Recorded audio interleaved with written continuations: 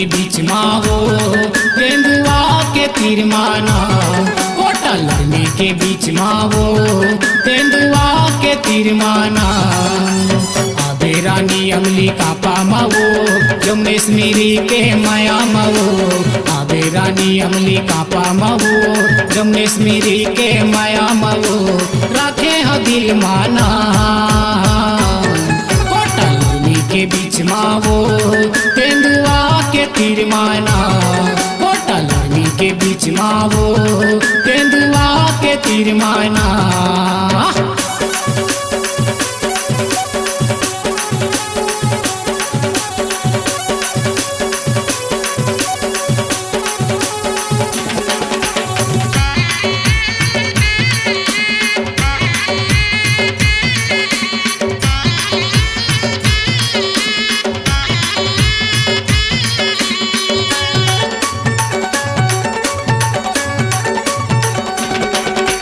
जिला बिलासपुर तहसील है कोटा, रखते पूरी मोरे थाना है वो।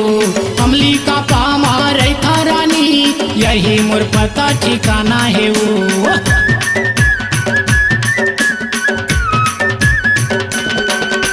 जिला बिलासपुर तहसील है कोटा, रखते पूरी मोरे थाना है वो। अमली का पामा रैथा रानी यही मोर पता ठिकाना है वो। अमली का पामा रैथा रानी यही मोर पता ठिकाना है वो। आबे तय उतर में बस माओ अमली का पके सड़क माओ, आबे तय उतर में बस माओ अमली का पके सड़क माओ, राखे ह दिल माना। कोटा लड़ने के बीच मावो तेंदुआ के तीर माना, कोटा लड़ने के बीच मावो तेंदुआ के तीर माना।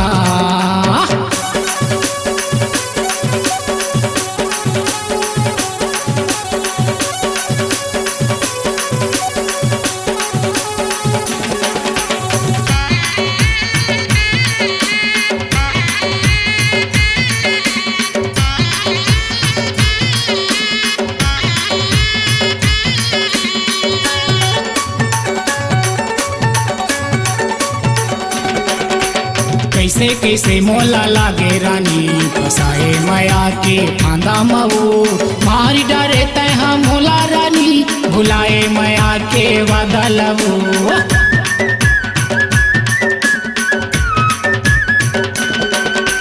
कैसे कैसे मोला लागे रानी फसाए माया के फांदा मऊ, मारी डरे तय हम मोला रानी भुलाए माया के वादा लवो।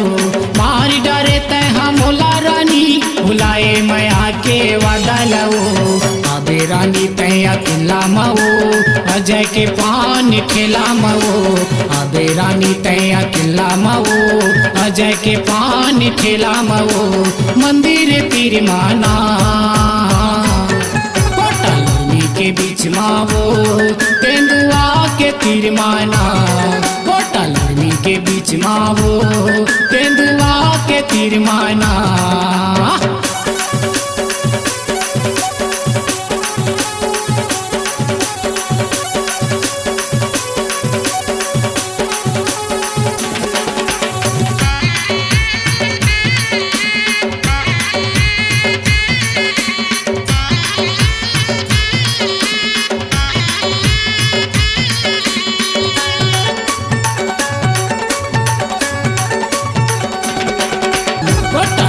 के बीच मावो तेंदुआ के तीर माना, कोटा लड़ने के बीच मावो तेंदुआ के तीर माना।